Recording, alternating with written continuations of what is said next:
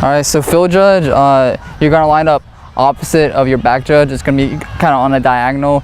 You're gonna be on the down the field on the sideline.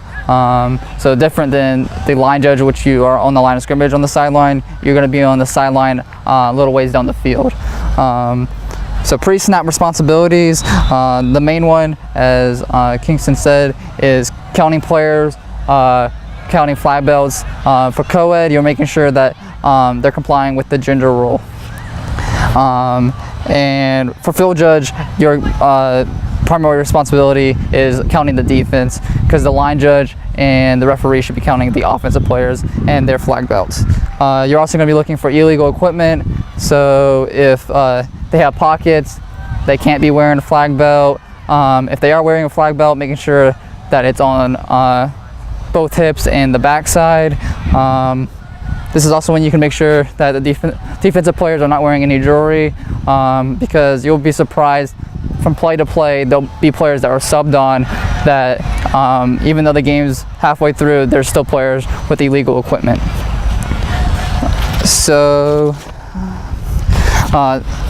after you count the players and you count in, you're gonna want to punch it into your back judge. So you want to say, I got 7 or I got 8, and make sure they have the same number as you do. Additionally, after you punch in the number, you're gonna want to signal the down. So first down, second down, third down, fourth down. And you're gonna be mirroring the back judge. So you guys should both be signaling the same thing, be on the same page. And additionally for co-ed, in addition to doing the down, you're gonna be doing open and close play. So you should be able to look at all of your partners, and everyone should be mirroring and having the same motion. So if someone's got an open play and everyone's got a good close play, then you just need to double check with everyone, make sure everyone's on the same page. So your initial starting position for field judge on first and second down is going to be between 10 and 12 yards from the line of scrimmage. So this is your line of scrimmage. The offensive team's going this way. You're going to come down a ways, about 10 to 12 yards. And additionally, pre-snap, so you're 10 to 12 yards downfield. You're going to be looking primarily on your sideline at the matchups. This is where you want to mentally note the players that run the deep routes, players that go shallow. This is where you want to know where you think the play is going, so that you do not get beat by the ball. And then, so those are your pre-snap responsibilities. At the snap, you're looking for any partial field penalties, which is going to be your false start, your encroachment, but those are typically our line of scrimmage, so that's going to be your field judge and referee. But some of the field penalties that you need to look out for is if they're doing illegal substitutions, leaving on the wrong side of the field, and that will be a blow and throw, because it's a dead ball penalty. You would stop the play before it starts. And then you're also going to be at the snap, you're going to be looking for any partial mishap penalties, which is going to be your illegal shifts, your illegal substitutions, players not wearing flag belts. So those are your throw and go. So you're not stopping the play, you're marking the penalty. When the play is over, that's when you relay it to your referee. And then, so after the snap, you're watching the matchups down the field. You're not ball watching, you're player watching. You're watching for any illegal contact, and you should not know when the ball is released, other than when your referee says ball's away, because you are watching players. The ball will come into view once you're looking downfield, so you don't have to worry about looking for the ball, because you're trying to watch for that illegal contact before the ball gets there. So that's offensive pass interference and defensive pass interference. And also you want to be looking for flag guarding as well, just really any illegal contact, and those penalties you're going to want to throw at the spot of the foul and keep going.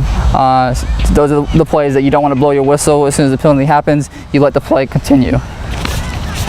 And then after the play is over, you pass your spot. So if the play ends down here, I blow my whistle, I wait for my line judge to come down, and I chop them in, and then I'm going. if I have a penalty on the play, I pass my spot off to the line judge, then I go report it to the referee. On the same side of the coin, if your line judge has a penalty and he's got the initial spot, or he or she's got the initial spot, you go take the spot from them so they can go report the penalty to the referee. So your areas of coverage, first and second down, you're going to be 10 to 12 yards down the field. Third and fourth down, you're going to be at the zone line to gain. So if it's short down and distance, so if it's let's say the offense is going this way, it's fourth down and the 40 to gain, you're still going to be on the zone line to gain, even though if it's 3 or 4 yards down the field, because your responsibility is to see if that ball touches the line and crosses the line for the first down. Additionally, when it is a first down and it does cross, you want to sell it. You want to go over, or short. We don't have it's barely over, barely short. It's got to be over or short. And then if the ball is snapped within the 10-yard line, so a team's in scoring position, they're on the 10-yard line, your positioning is going to be on the goal line, because it's just like on first, seeing if there's first downs, you want to make sure that you're in position to see if the ball crosses the plane for a touchdown. Additionally with that, so you're on the goal line, if the ball goes to the corner, that's when you want to swing your hips, and that's when you're going to work with your back judge and determine who's got feet and who's got hands. So on the corner, as a field judge, I typically like to look at feet, because you can see the end line and you can see the sideline, and then your back judge can watch the hands to make sure they complete the process of the catch. And that's something you just need to communicate in those scoring top positions. Just be like, I got feet, and the back judge should know that they have hands.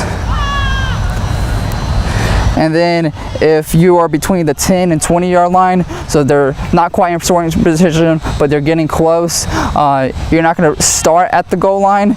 You're going to start closer to the line of scrimmage, but as soon as the ball is snapped, you work your way to the goal line, so you're in position for if there's a scoring play. And that's all I have for field judge. Does anybody have any questions?